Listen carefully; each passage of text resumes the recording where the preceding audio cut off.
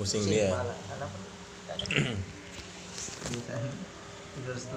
Alhamdulillahi rabbil alamin, wassalatu wassalam ala asyrafil anbiya'i wal mursalin wa alihi wa ashabihi wa mawalah wa ba'du.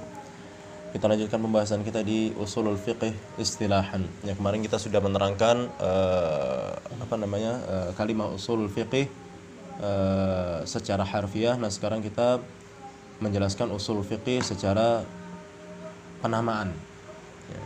Jadi bukan lagi secara susunan idhafiyah, tapi kita definisikan ataupun kita terangkan secara penamaan bagi suatu disiplin ilmu ataupun bagi suatu mata pelajaran, gitu ya. Baik. Sebenarnya kalau usul fikih secara idhafiyah artinya semana ya? Ya, usul fikih secara idhafiyah berarti artinya usul adalah dasar. Itu pun ditinjau dari terbagi lagi kepada dua ta'rif ya, dua definisi. Jadi saat kita menerangkan kalimat usul fikih secara idhafiyah itu ditinjau dari sisi bahasa dan ditinjau dari sisi istilah. Karena kata usul doang itu di dalam syariat juga banyak digunakan dan menjadi sebuah istilah bagi syariat gitu. Nah, istilah apa saja? Usul mengistilahkan dalil, usul mengistilahkan qawaidul mustamirrah, kan gitu kan. Jadi kata asal itu banyak maknanya secara istilah syariat. Namun juga punya makna secara bahasa tentunya, yaitu yang utamanya kan. Karena kan ya namanya bahasa berarti aslinya bahasa kan gitu ya. Jadi misalkan parfum ya makna secara bahasanya ya itulah dia makna aslinya kan gitu ya. Itulah makna aslinya. Namun kadang-kadang kalimat parfum ini menjadi istilah ya bagi suatu atau misalkan terjun ya. Terjun itu kan secara bahasa itu apa? Jatuh ya. Ya jatuh kan gitu ya. Terjun itu kan jatuh. Namun secara istilah, kadang-kadang nanti kata terjun ini ada dimaknai secara istilah. Seperti misalkan ungkapan air terjun. Kan gitu. Itu secara istilah. Kenapa saya bilang secara istilah ungkapan air terjun itu? Sebab air selain air yang jatuh selain daripada air terjun itu nggak kita bilang air terjun. Contoh hujan. Ya kan itu kan jatuh kan. Tapi kan nggak kita bilang air terjun kan gitu ya. Nggak kan gitu. Air terjun yang itu kan gitu kan. Yang ini yang hujan itu nggak kita bilang air terjun. Padahal terjun juga kan gitu kan. Nah, itu secara istilah gitu loh. Nah, jadi kita di sini tentang kalimat usul fikih ini, di sini Syekh menjelaskan kalimat usul fikih secara idhafi dan nanti dia juga akan menjelaskan yang ini ya pada pertemuan kita kali ini, dia juga akan menjelaskan kalimat usul secara penamaan. Seperti tadi air terjun, nama untuk pemandangan tersebut. Nama untuk pemandangan tadi. Nah, air terjun secara penamaan definisinya apa? Air sungai yang mengalir kemudian habis itu alirannya dan dia jatuh kan gitu. Umpama nih sebagai contohnya. Itulah yang namanya air terjun. Tapi itu secara istilah. Adapun kalau secara bahasa, air itu adalah sesuatu yang memuaskan dahaga manusia. Kemudian terjun itu adalah jatuh kan gitu. Berarti air terjun adalah air yang jatuh. Berarti hujan juga bisa dibilang air terjun secara bahasa. Secara istilah ya yang tadi. Ya, pemandangan yang tadi kan gitu. Itu contohnya. Nah, begitu pula dengan kalimat usul fiqih ini. Jadi kalimat usul fiqih ini secara bahasa beliau pun mendefinisikannya dari dua sisi. Dari sisi secara bahasa dan dari sisi secara istilah. Nah, kemudian kalau ditinjau dari sisi secara bahasa, maka ini ada dua peninjauan, yaitu ditinjau dari susunan keidhafahannya. Ya, jadi dari ta'rif idhafinya. Maka ta'rif idhafinya itu terbagi lagi kepada dua, secara bahasa dan secara istilah. Secara bahasa asal itu dasar, kan gitu ya. Asal itu adalah dasar. Secara istilah asal itu dalil. Asal itu kaidah mustamirrah sebagaimana yang kita buktikan kemarin. Nah, ini tentunya antum tahu bahwa kalimat asal itu bermakna dalil dan sebagainya itu saat antum baca kitab-kitab para ulama. Di situ antum bisa buktikan. Nah, sebenarnya kemarin penulis juga sudah ngebuktiin ya bahwa kalimat asal itu secara istilah memang maknanya adalah dalil atau maknanya adalah kaidah mustamirrah. Nah, itu antum bisa buktikan di kitab-kitab fikih. Nah, saat antum baca kitab-kitab mereka akan sering menggunakan kalimat tersebut. Asalnya adalah, maksudnya apa? Dalilnya adalah firman Allah Subhanahu wa taala. Nah, mereka pakai kata asal gitu, pakai kata dasar gitu. Dasarnya adalah firman Allah Subhanahu wa taala. Nah, jadi secara istilah berarti dasar itu adalah dalil. Tapi secara bahasa dasar itu pondasi secara bahasa kan gitu. Begitu pula dengan kalimat fikihnya. Fikih secara bahasa artinya pemahaman. Bikin pesawat fikih, bikin bolu fikih, bikin bom fikih kan begitu. Tapi secara istilah fikih itu adalah pengetahuan terhadap hukum-hukum agama, hukum-hukum syariat. Kan begitu. Secara apa istilah? Ya, secara istilah. Nah, jadi secara istilah fikih itu adalah pengetahuan, bukan pengetahuan bikin pesawat, bikin bom dan sebagainya. Namun secara istilah yang namanya fikih itu adalah pengetahuan kita terhadap hukum-hukum syariat, itulah fikih. Kan gitu. Secara istilah. Nah, itu definisi dari sisi susunan idhofahnya, idhofinya kan. Jadi tarkibul idhofi. Jadi definisi idhofinya itu ada dua. Nah, barulah sekarang kita masuk definisi penamaan. Penamaan bagi suatu mata pelajaran gitu loh. Sama seperti tadi definisi air terjun. Air terjun kan sebenarnya terdiri dari dua kalimat kan? Iya. Kan gitu. Nah, jadi sekarang kita definisi penamaan bagi suatu mata pelajaran. Kalau fikih secara apa tadi? Secara bahasa, Pemahaman. secara istilah yang bawahnya tadi Iya. tentang pengetahuan syariat. Iya, pengetahuan terhadap hukum-hukum syariat.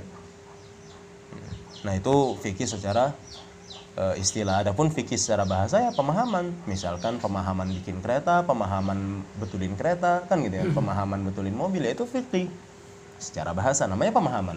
Adapun secara istilah ya hanya berfokus pada pemahaman hukum amaliyat kan gitu ya, amaliyat syariat lah gitu. Nah, demikian. Nah, sekarang kita menjelaskan pengertian kalimat usul fikih bagi suatu mata pelajaran. Jadi maksudnya gini, pelajaran usul fikih itu apa sih? Nah, gitu loh. Nah, ini yang akan diterangkan. Apa definisinya? Kan gitu. Pelajaran usul fikih itu apa sih? Kan gitu. Jadi kita nggak ngebahas lagi usul apa, fikih apa, itu sudah kita terangkan. Ya, Pak, silahkan baca. Siapa yang baca? Ya, silakan. Oh, antum semalam udah kok.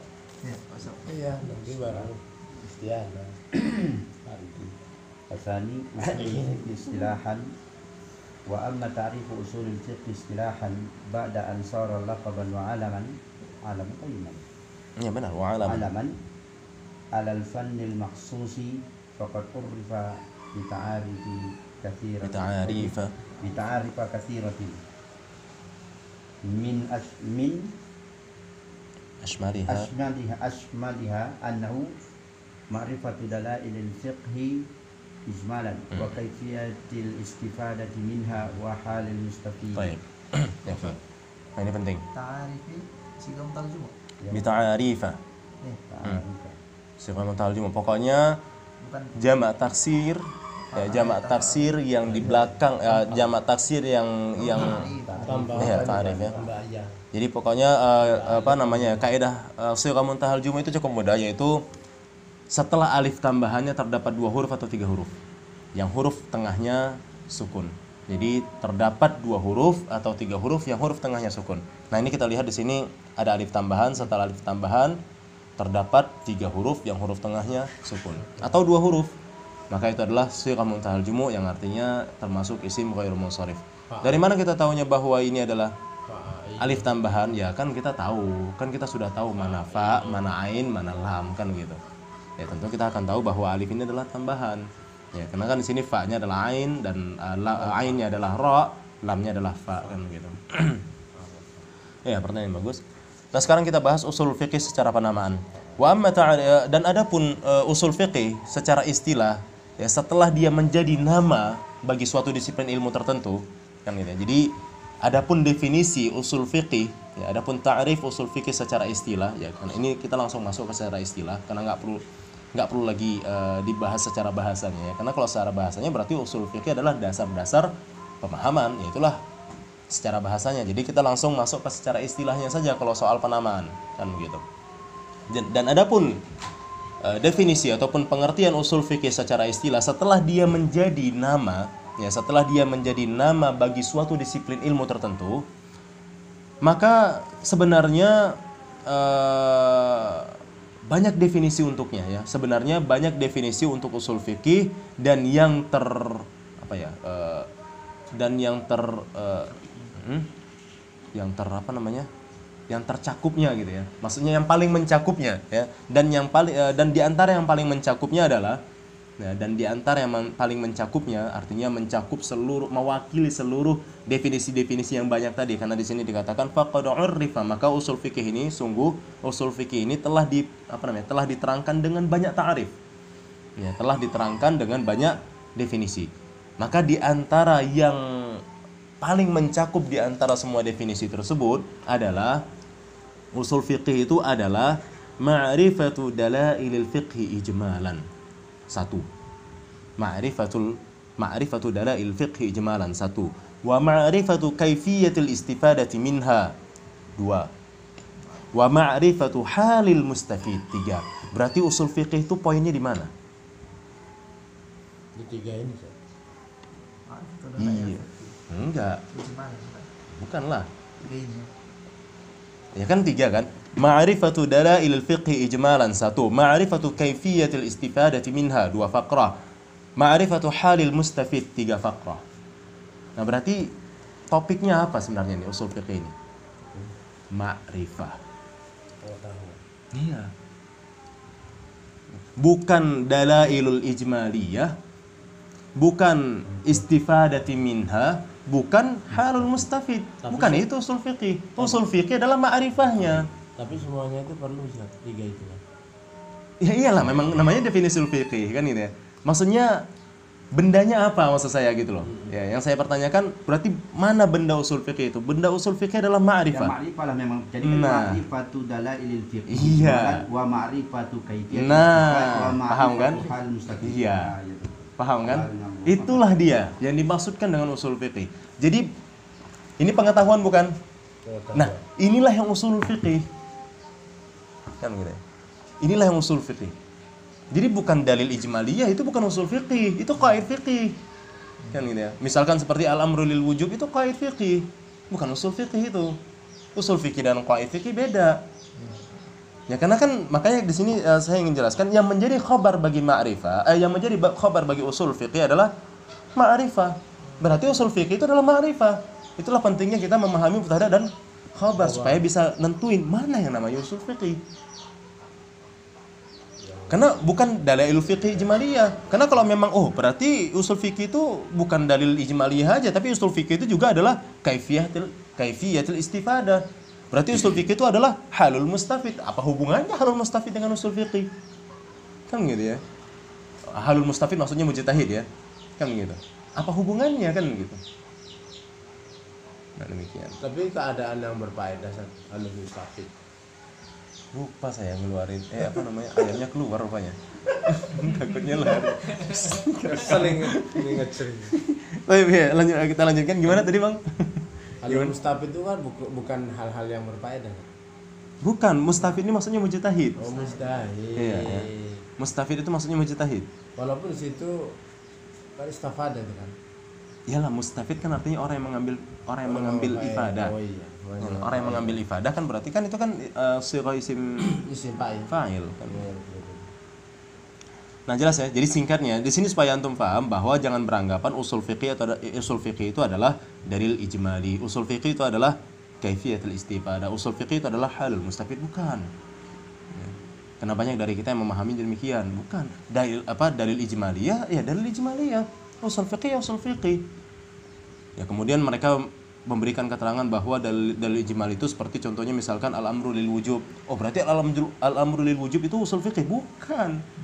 Ya, itu bukan usul fikih, itu qaid fikih. Usul fikih adalah ma'rifah al-amru lil wujub, itulah yang usul fikih. Pengetahuan kita terhadap al-amru lil wujub itulah yang usul fikih. Ya. Ma'rifahnya kita terhadap dalilul ijmaliyah itulah yang usul fikih. Nah, begitu. Intinya ma'rifah. Ma'rifahnya kita terhadap kaifiyatul istifadah minha itulah yang usul fiqih. Pengetahuan kita terhadap keadaan seorang mujtahid itulah yang usul fiqih. Pengetahuan kita ya. Pengetahuan ataupun ilmu ataupun lagi bilangnya. pengertian ya, pahamnya kita terhadap keadaan mujtahid, itulah yang usul fikih. Bukan mujtahidnya yang usul fikih, ya mujtahidnya bukan usul fikih. Keadaan mujtahidnya juga bukan usul fikih, tapi pengetahuan kita terhadap keadaan mujtahid itu yang usul fikih. Oh gitu. Ya. Paham sampai sini? Disingkatnya, khabar bagi usul fikih di sini adalah ma'rifah. Ya, ma'rifah. Jadi ma'rifatu dalail fiqh. Tapi ma'rifah tentang apa kan gitu? Ya, karena kan ada banyak ma'rifah kan gitu ya. Ya buat bom juga ma'rifah kan gitu. Nah, tapi ma'rifah tentang apa? Jadi usul fikih ini adalah ma'rifah dalail fiqhil ijmalan, ma'rifah kaifiyatil istifadati min dalail fiqh ijmalan, kemudian ma'rifah halil mustafid. Itulah dia. Jadi ma'rifah terhadap dalil-dalil fiqh yang secara ijmal, ma'rifah bagaimana beristifadah dari dalil-dalil fiqh yang ijmal, ma'rifah terhadap keadaan mustafid. Itulah yang usul fiqh. Baik, istifadah mengambil faidah. Iya, mengambil faidah dari dalil-dalil. Jadi minha ini kembali ke iya. Dalail apa? Dalail fiqh ijmalan. Yang ijmalan berarti pembahasan kita di sini adalah pembahasan dalil fiqih secara ijmal. Itulah yang kita bahas di dalam usul fiqih. Jadi kita ngebahas mengobok-obok dalil ijmal. Kita nggak ngobok-ngobok dalil tafsil. Yang kita obok-obok di dalam usul fikih ini adalah, yang kita kubek-kubek itu adalah dalil ijmal. Nah, pengetahuan kita terhadap dalil ijmal itulah yang disebut dengan usulul fikih. Penguasaan kita terhadap dalil ijmal, kita bisa menguasai dalil umum, kita bisa paham terhadap dalil umum, itulah yang disebut dengan usul fikih. Dan penguasaan kita terhadap bagaimana beristifadah, mengambil faidah dari dalil umum tersebut, dari dalil global tersebut, itulah yang usul fiqih. Pengetahuan kita keadaan tentang mujtahid, mana yang namanya mujtahid, itulah usul fiqih. Itulah yang kita pelajari dalam usul fiqih. Nah, sampai di sini ada pertanyaan? Sampai di definisi? Berarti paham semua ya? Ya, semoga nggak sulit untuk difahami. Nah, jadi singkatnya usul fiqih itu adalah ma'rifah. Ya, jadi usul fiqih adalah ma'rifah, tapi ma'rifatu dalil fiqih ijmalan wa kaifiyatul istifadati minha wa halil mustafid. Ya, lanjutkan. Wadzalika kama'rifati anna mutlaqal amri wujub wa mutlaqan nahyi litahrim wa anna aqwalan nabi sallallahu alaihi wasallam wa af'alahu wa ijma'a wal qiyasa wa ghairu dzalika min al adillati al ijmaliyyati hujjatun syar'iyyatun. Nah, Nabi Nabi. ya. Nah, ini dia. Jadi dari sini kita dapat simpulkan bahwa dalilul ijmal, ya, dalilul ijmali itu bukan hanya kaedah-kaedah fikih seperti al-amru lil wujub, an-nahyu lit tahrim, tapi juga termasuk apa? Aqwalan nabi, af'alan nabi, ijma, qiyas, dan selain daripada itu semua adalah dalil ijmali. Nah, jadi usul fikih itu bukan al-amru lil wujub, itu bukan usul fikih. Itu kaedah fikih. Ya, kaedah ijmali kan gitu. Nah, usul fikih membahas kaedah ijmali, dan kaedah ijmali bisa saja berupa nas. Kan gitu. Bisa saja ya seperti di sini wa anna aqwalan nabi, af'alahu, ijma, qiyas wa ghairu dzalika minal adillatil ijmaliyah. Jadi di sini bersengaja Syekh memahamkan kepada kita, menjelaskan apa itu benda daripada dalil ijmali. Benda dari dalil ijmali adalah aqwal nabi, af'al nabi, ijma, qiyas, ya kan gitu ya. Nah, itu minal adillatil ijmaliyati hujjatun syar'iyyatun. Kan begitu, hujjatun syar'iyyah. Jadi aqwal nabi, af'al nabi, ijma, qiyas, dan selain daripada itu semua ya, minal adillatil ijmaliyah ya, yang termasuk dalil-dalil ijmal, hujjatun syar'iyyah. Wallahu a'lam bishawab. Ya, itulah yang bisa saya pahami terkait hal ini. Ya, karena ini untuk menselaraskan bedanya usul fikih dengan qawaid fikih. Ya, karena kalau misalkan kita bilang al-amru lil wujub ini adalah usul fikih, Apa bedanya dengan qaid fikih? Sementara mereka selalu katakan bahwa usul fikih dengan qaid fikih berbeda. Kan begitu. Dan demikian. Ya, jadi singkatnya usul fikih itu pengetahuan terhadap dalil-dalil ijmali. Ya, salah satu di antara contoh-contoh dalil ijmali adalah al-amru lil wujub, an-nahyu lit tahrim. Nah, seperti ini. Nah, ini pengetahuan kita terhadap hal ini adalah usul fikih. Dan begitu pula dengan nas-nas yang lainnya, begitu. Wallahu a'lam bishawab. Kita lanjutkan. Fal-mu'tabaru fi haqqil usuliyyi ma'rifatud dalaili min haitsul ijmal. Wa hadha qaidun. Qaid. Ya, wa hadha qaidun. Wa hadha qaidun yakhruju ma'rifatuha. Yukhriju. Wa hadha qaidun yukhriju ma'rifataha min haitsul tafsil. Fa innahu min amalil faqih. Iya. Nah, ini dia kan. Fal mu'tabar, maka yang tepat adalah dalam esensi ilmu usul ini, ya. Jadi yang benar ataupun yang terpilih gitu ya. Mu'tabar itu kan artinya yang terpilih ya. Jadi ya Yang terkenal. singkatnya begini gitu ya. Gimana ya bahasa Indonesia kan yang enak ya, fal mu'tabar. Hah? Ya maka yang Terkenal sih. iya maksudnya yang tepat begitu ya. Jadi maka yang tepat ya dalam esensi ilmu usul ini adalah ma'rifatud dalail. Mengetahui dalil, memahami dalil, mengenali dalil dari segi keglobalannya. Jadi mengetahui dalil dari segi keglobalannya. Maka itulah esensi daripada ilmu usul. Ya, fal mu'tabar fi haqqil usuli, ya, di dalam esensi ilmu usul itu adalah mengenali dalil-dalil dari sisi keglobalannya. Wa hadza qaidun. Dan ini ketentuan. Wa hadza qaidun, dan ini ketentuan yang dapat mengeluarkan pengetahuan terhadap dalil-dalil tafsil, ya, terhadap dalil-dalil tafsil. Karena apa? Dalil-dalil tafsil itu tugasnya faqih, bukan tugas usuliyun. Ya, tugas usuliyun adalah apa? Ma'rifatud dalail min haitsul ijmal. Sementara tugas faqih adalah ma'rifatud dalail min haitsul tafsil. Ya, jadi fa'innahu, ya maksudnya apa? At-tafsil, dalailut tafsiliyah min amalil faqih. Ya, itu tugasnya fuqaha gitu ya, tugasnya Ahli fikih. ahli fikih, ya ahli fikih, tugasnya ahli fikih, ya, amalul faqih, bukan tugasnya usuliyun. Ya, tugasnya usuliyun apa? Ya, makanya di sini dijelaskan fal mu'tabar fi haqqil usuli ma'rifatud dalail min haitsul ijmal. Ya, mengetahui, mengenali, memahami dalil-dalil dari sisi keglobalan si dalil tersebut. Nah, ini menjadi apa ya? Menjadi qaid gitu ya, menjadi ketentuan. Hal ini adalah ketentuan mengeluarkan ataupun tidak termasuk mengetahui dalil-dalil tafsil. Jadi ma'rifatud dalail apa namanya fi haqqil usuli adalah ma'rifatud dalail min haitsul ijmal, merupakan qaid tidak masuknya pemahaman terhadap dalil-dalil tafsil, karena pemahaman terhadap dalil-dalil tafsil itu adalah tugasnya faqih, tugasnya ahli fikih, tugasnya fuqaha. Nah, begitu. Sampai di sini jelas? Ada yang perlu ditanyakan, Bang?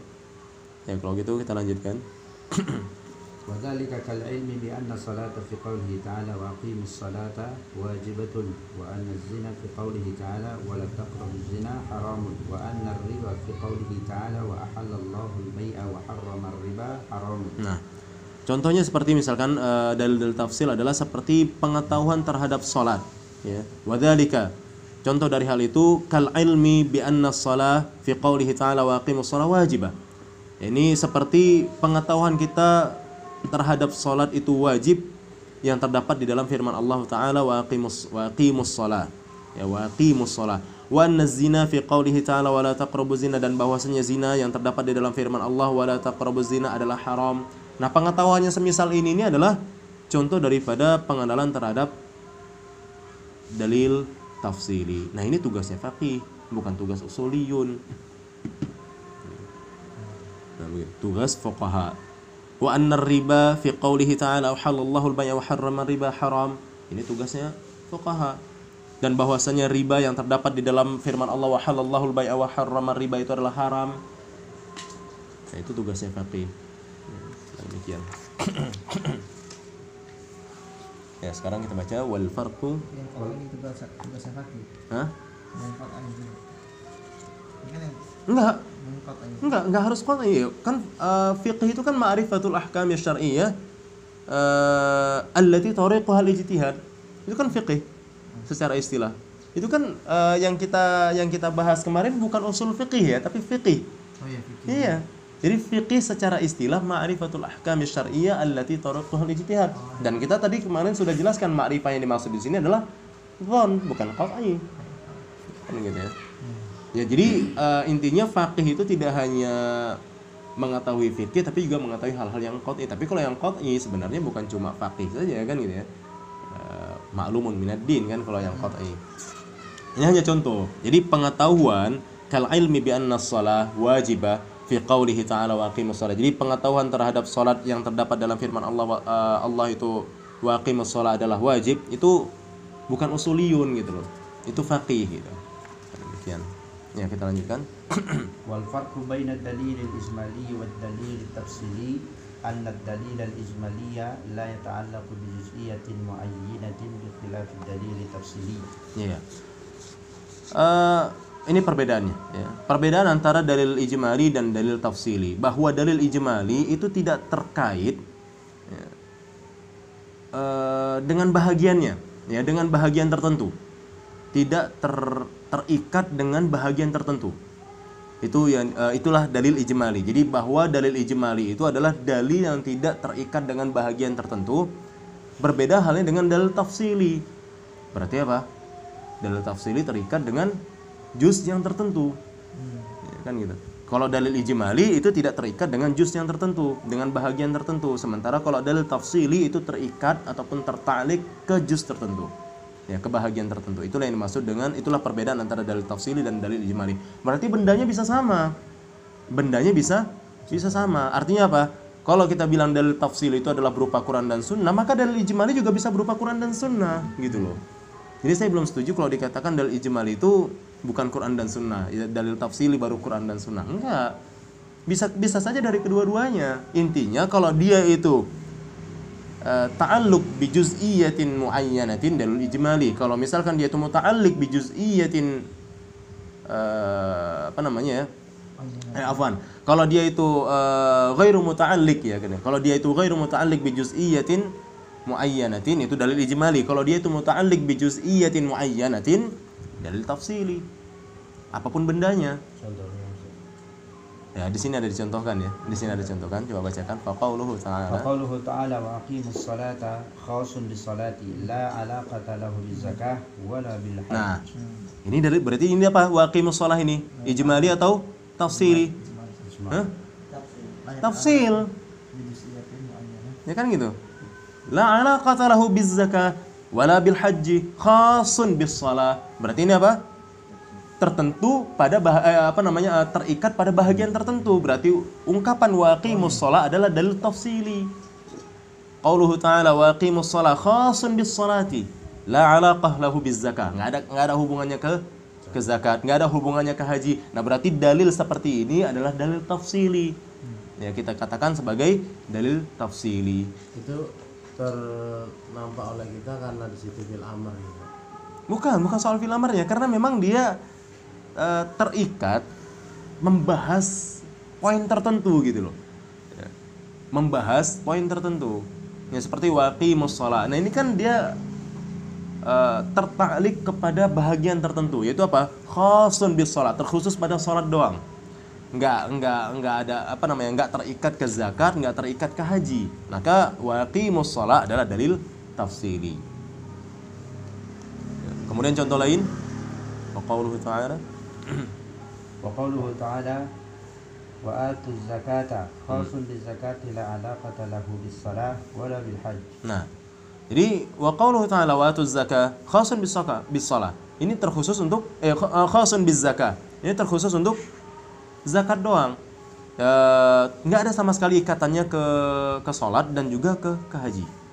Berarti wa atuz zakah contoh untuk dalil tafsili. Baik, lanjutkan Bang. ولذلك سمي دليلا تفصيليا لأنه خاص بجزئية معينة لا علاقة له بغيرها. Nah, jadi li'annahu khasun, karena dalil-dalil yang kita contohkan tadi itu ini dinamakan dalil tafsili karena dalil-dalil yang kita contohkan tadi itu terkhusus untuk juz'iyatin muayyanatin. Juz tertentu. La alaqata lahu bi ghairiha. Yang dia enggak terhubung ataupun enggak terikat dengan yang lainnya ya, dengan selainnya. La alaqata lahu bi ghairiha. La alaqata lahu bi ghairiha. Baik, lanjut. بخلاف قولنا الأمر للوجوب فإنه لا تعلق له بجزئية معينة لا فإنه لا تعلق. Ta'liq berarti fi'ilnya taf'il. Iya. Berarti allaqa yu'alliqu. Iya. Fa innahu la تعلق فإنه لا تعلق له بجزئية معينة وإنما هو شامل لكل أمر. Nah, beda halnya dengan perkataan kita al-amru lil wujub. Perintah itu untuk wajib. Nah, perintah itu untuk wajib, maka ini tidak terikat ataupun tidak tertalik pada bahagian tertentu. Wa innama huwa syamil likulli amr. Ya, maka ungkapan al-amrul wujub itu mencakup seluruh perintah. Entah itu yang diperintahkan sholat, entah itu yang diperintahkan zakat, entah itu yang diperintahkan haji, entah apapun itu, intinya dia tercakup pada ungkapan al-amrul wujub. Perintah itu untuk kewajiban. Nah, ini contoh dalil ijmali. Ya, ini contoh dalil ijmali. Nah, begitu. Walau ungkapan al-amru lil wujub ini ya, ungkapan ini bukanlah dalil berupa nas Al-Quran ataupun sunnah ya. Ini apa? Dalil ijma. Ya, ini ijma'nya para ulama, al-amru lil wujub, dalil ijma. Nah, tapi dalil ijma ini dia bentuknya apa? Ijmali, bukan tafsili gitu loh. Ya kan? Dia bentuknya ijmali bukan tafsili. Nah, ada nggak dalil ijmali yang apa namanya, yang berupa perkataan Nabi? Sebenarnya ada. Ya ada ya, seperti misalkan ungkapan Nabi apa? Apa namanya?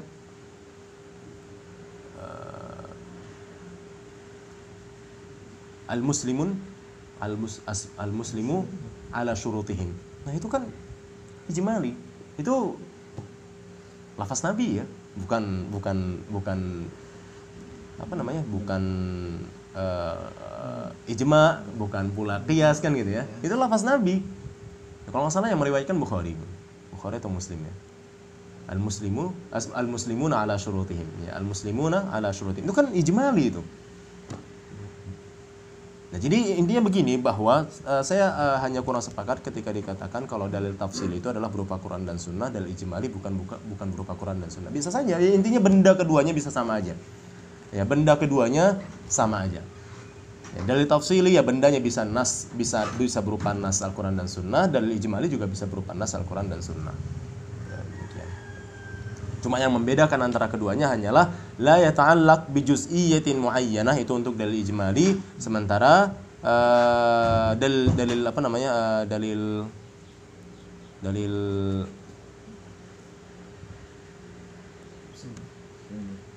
tafsili adalah yata'allaq bi juz'iyyatin muayyanah. Jadi kalau dalil ijmali la yata'allaq, kalau dalil tafsili yata'allaq bi juz'iyyatin muayyanah. Ya, yang tadi kayaknya bacanya fa innahu la ta'alluqa lahu bi juz'iyyatin muayyanah. Ya, itu yang lebih tepat. Ya, bacaan Bang Ustaz tadi fa innahu la ta'alluq. Nah, masdar dari ta'allaqa. Ya, la ta'alluqa lahu bi juz'iyyatin muayyanah. Ya, insyaallah itu yang lebih tepat bacaannya. Fa innahu la ta'alluqa bi lahu, ya, bentuk isim masdar ya. La ta'alluqa lahu bi juz'iyyatin muayyanah wa innama huwa syamil likulli amr. Maka di sini dikatakan ya, yang ini saya bacakan aja, fahuwa yashmilu atau yashmulu? Oh yashmalu ya, yashmalu. Fahuwa yashmalu qaulahu ta'ala wa aqimus shalah yang tadi. Ya maksudnya ungkapan al-amru lil wujub ini, ya, dalil al-amru lil wujub ini, ya walau ini bukan dalil berupa nas, bukan dalil berupa Al-Qur'an ataupun hadis, tapi ini dalil ijma'nya para ulama. Tapi kan tetap dalil ya. Tadi kan udah kita sepakatin. Ya. Wa ghairu dzalika, aqwal nabi, af'al nabi, ijma', qiyas, ghairu dzalik minal adillatil ijmaliyah hujjatun syar'iyyah. Terlepas dari antum sepakat atau tidak sepakatnya bahwa ijma' adalah hujjatun syar'iyyah, qiyas itu adalah hujjatun syar'iyyah, maka silakan lakukan munaqasyah. Berikan bantahan jika nggak sepakat. Ya mungkin untuk aqwal dan af'al dia sepakat kan ya. Aqwal dan af'alnya Nabi adalah dalil atau hujjah syar'iyyah, tapi dia belum sepakat kalau ijma' itu adalah hujjah syar'iyyah, ya silakan. Berikan bantahannya. Dia belum sepakat bahwa qiyas adalah hujjah syar'iyyah, silakan berikan bantahannya. Qiyas. Iya. Ya, bahwa qiyas bukan hujjah syar'iyyah, silakan berikan bantahannya. Bukan.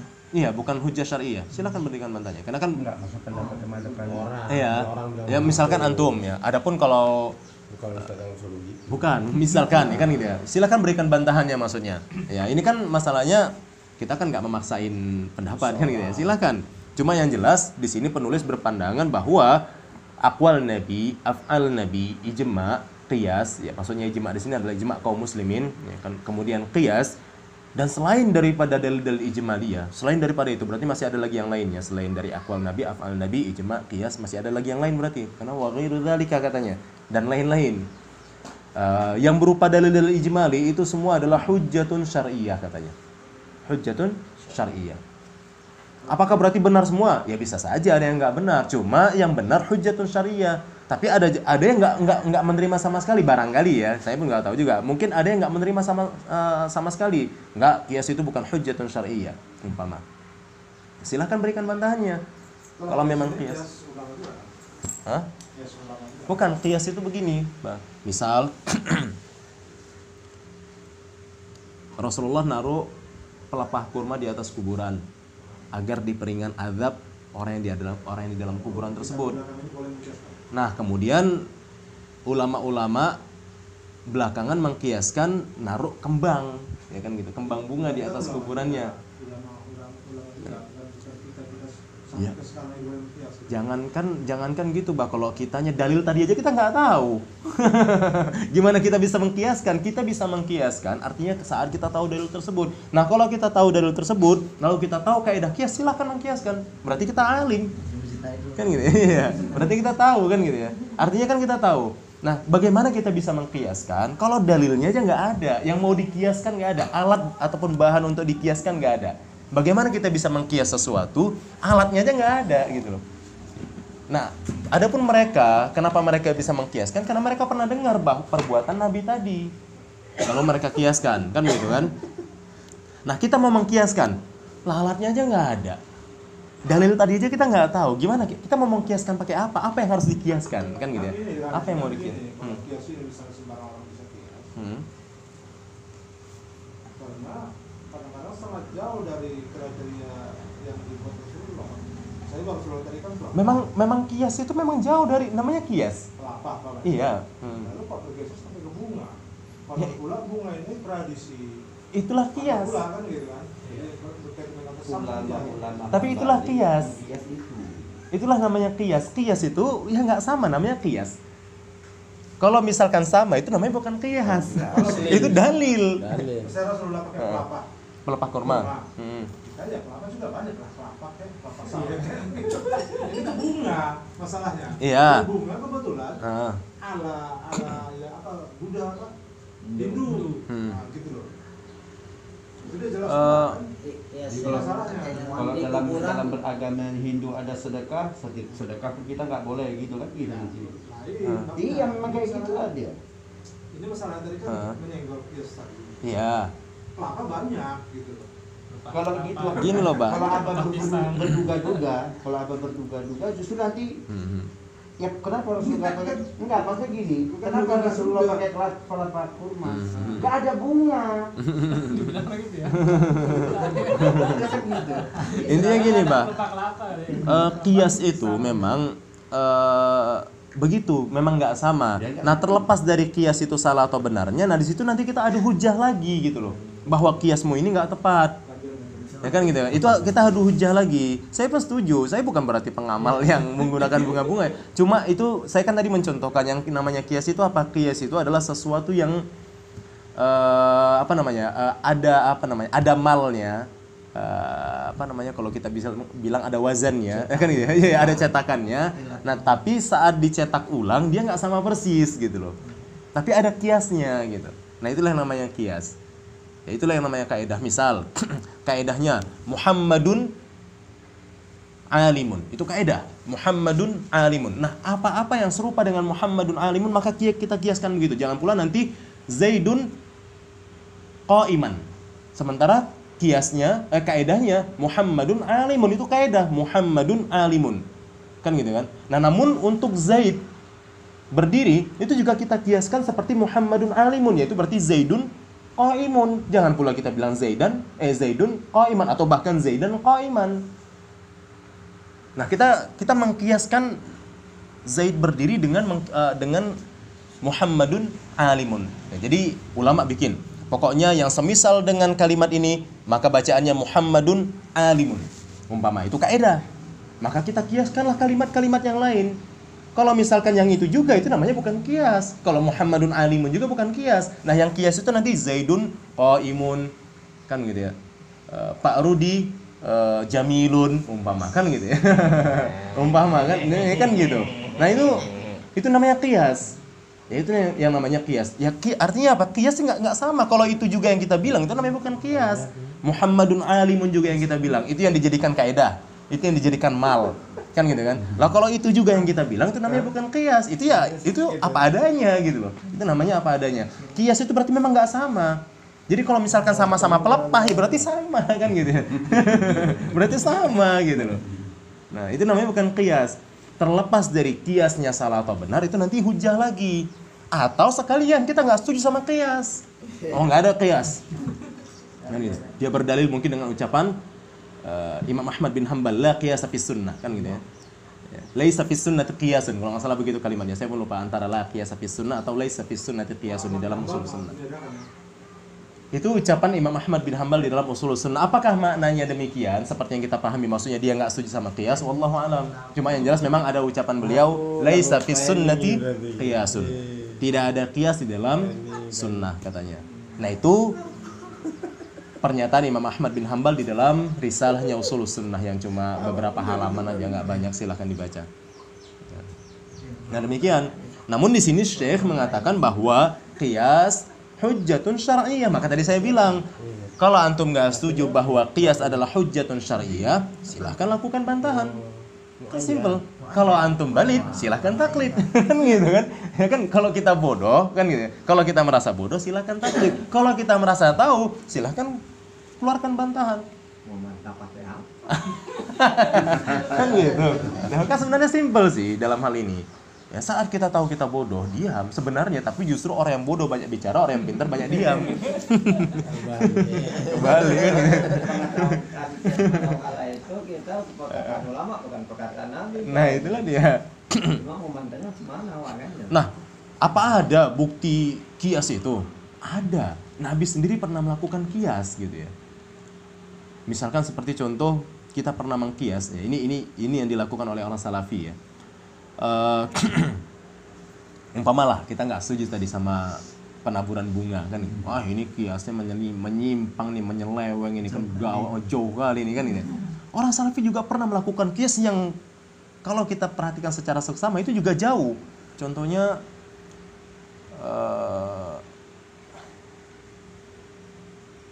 apa ya? Baru tadi malam ketemu, kok lupa saya. Sebentar ya. Astagfirullah. Ketemu Ustaz ngapain ini terus ketemu sendiri? Enggak. Tadi malam entah kenapa kasusnya kok saya ketemu. Wah, ini kias yang jauh juga nih yang dibuat orang salafi gitu. Saya lupa apa ya. Ya, amaliyat. Ya pokoknya amaliyat. Cuma saya lupa. Jadi kita mengkiaskan dengan dalil di mana memang ya jauh, sama seperti jauhnya antara pelepah kurma dengan bunga tadi kan gitu ya.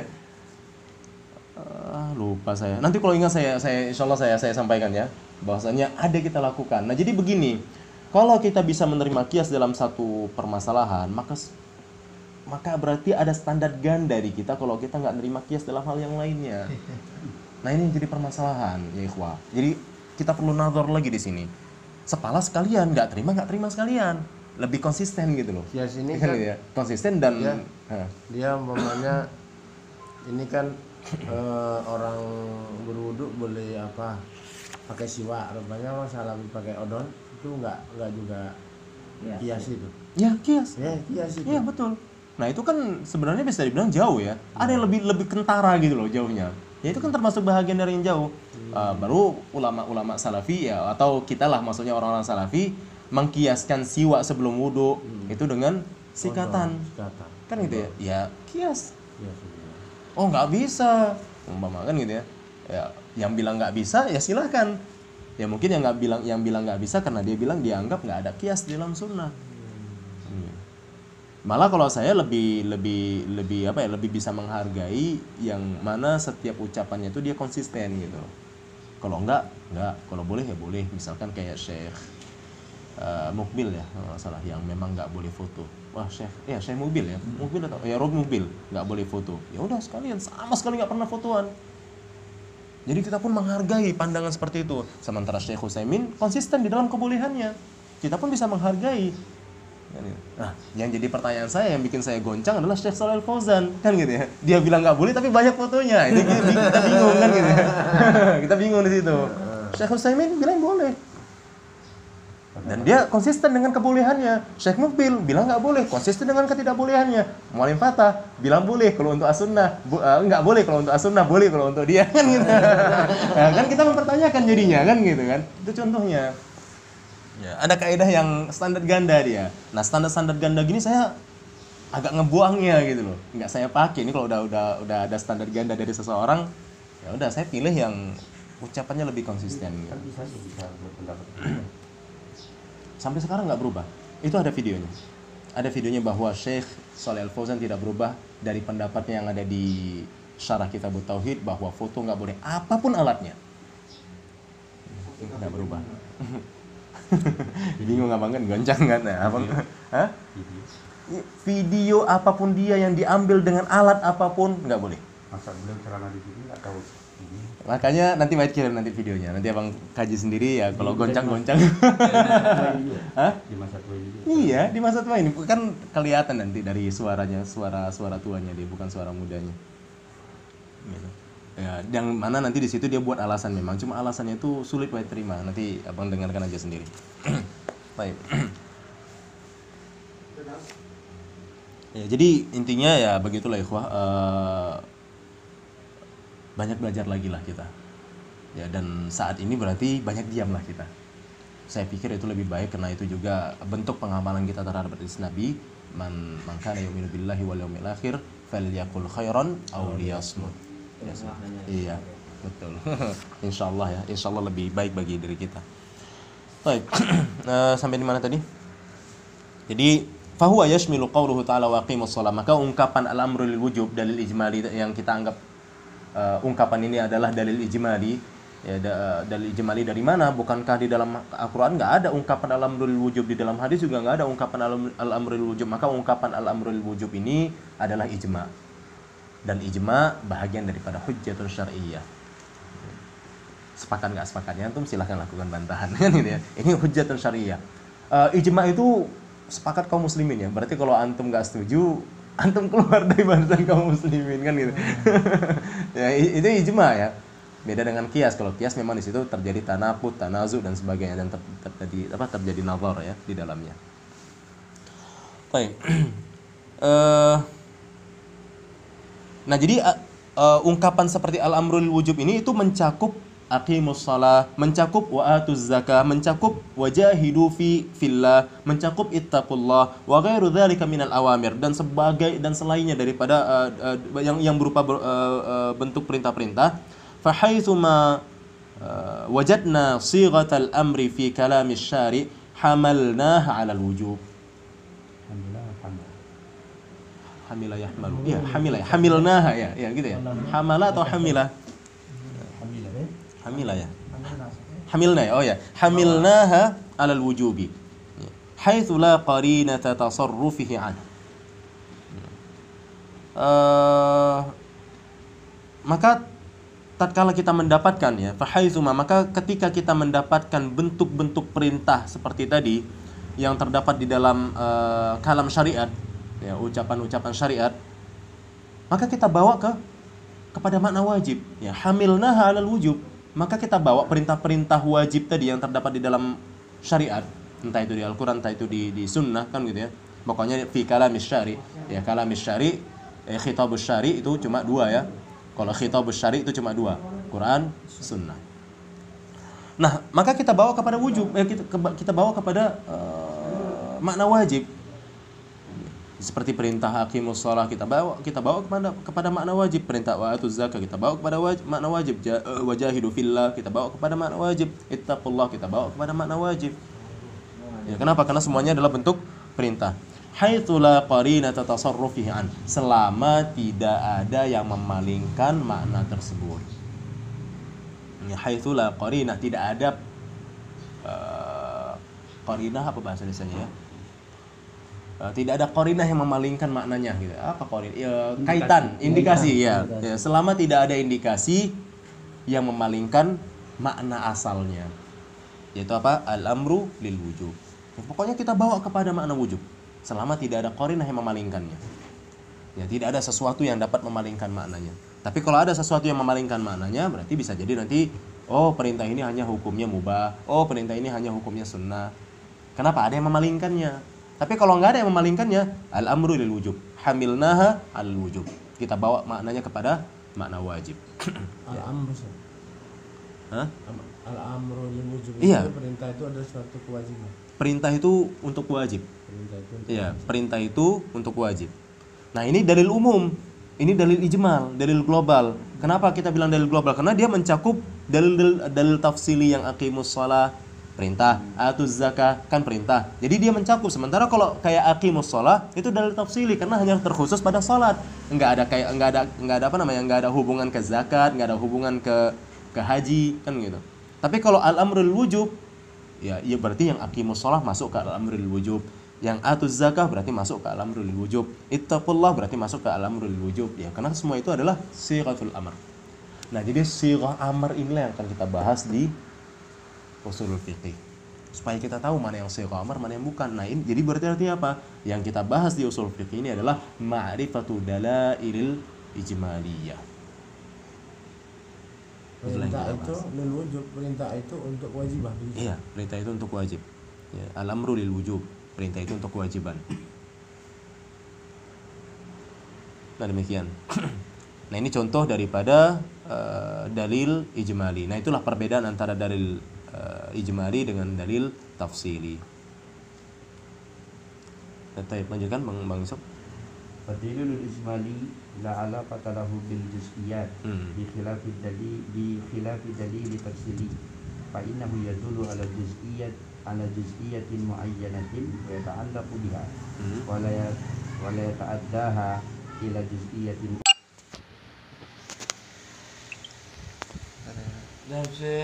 Dalil tafsili itu yang mana kan tadi sama ijmali bedanya? Udah begitu panjangnya Bang dalil tafsir, tapi nggak apa-apa ya, tanyakan saja mana yang nggak tahu. Dan juga mau tanya Pak Rudi nggak mungkin ya. ya, dan juga oh ya kebalik ya. Jadi ini sebentar ya, ini di sini kita terangkan lagi nih Bang. Jadi dalil ijmali itu tidak ada kaitannya dengan juz tertentu ya. La alaqata lahu bi juz'iyat, ya tidak terikat dengan bahagian-bahagian tertentu. Bi khilafid dalil tafsili, ya, berbeda dengan dalil tafsili, fa innahu yadullu ala juz'iyatin muayyanah. Nah, ini dia Bang perbedaannya. Jadi dalil ijmali itu tidak terikat dengan dalil tertentu, tidak terhubung dengan bahagian-bahagian tertentu. Beda dengan dalil tafsili yang dia itu menunjukkan terhadap bahagian tertentu. Ya dullu ala juz'iyyatin muayyanah, menunjukkan kepada bahagian tertentu, wa yata'allaqu biha, dan terkait dengannya.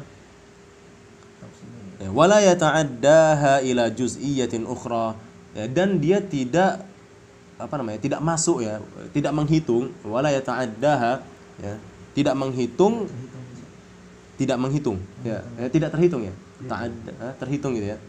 Enggak lah, ini kan ada objeknya nih, wala yata'addaha, ya, dan tidak menganggapnya ila juz'iyyatin ukhra, ya, tidak menghitungnya ke bahagian yang lain gitu, ya. Wala yata'addaha ila juz'iyyatin ukhra gitu. Jadi dan dia tidak menganggapnya ke juz-juz yang lain gitu, ke bahagian yang lain. Jadi ya kalau udah satu juz, ya udah satu juz itu aja. Kalau udah sholat, ya berarti dalil tadi hanya mengarah kepada sholat aja, terkhusus untuk sholat saja, dan nggak mencakup ke zakat. Beda dengan al-amru lil wujub, ini kan umum, global dia. Berarti yang aqimus sholat juga masuk ke ungkapan al-amru lil wujub, wa atuz zakah juga masuk ke ungkapan al-amru lil wujub, kan gitu. Nah, sementara kalau kayak wa aqimus sholat itu la yata'addaha ila juz'iyyatin ukhra. Aqimus shalah itu tidak mencakup ke zakat, tidak mencakup pokoknya ke bahagian yang lainnya lah. Nah, begitu. Itu tafsiliyah. Itu yang tafsiliyah. Ya, jadi perbedaannya situ aja sih. Ya, dalil ijmali yaitu dalil juz'i la alaqata lahu bi juz'iyyat, dalil tafsili yadullu ala juz'iyyatin muayyanah wa yata'allaqu biha. Nah, begitu. Ada pertanyaan sampai di sini atau ada pandangan yang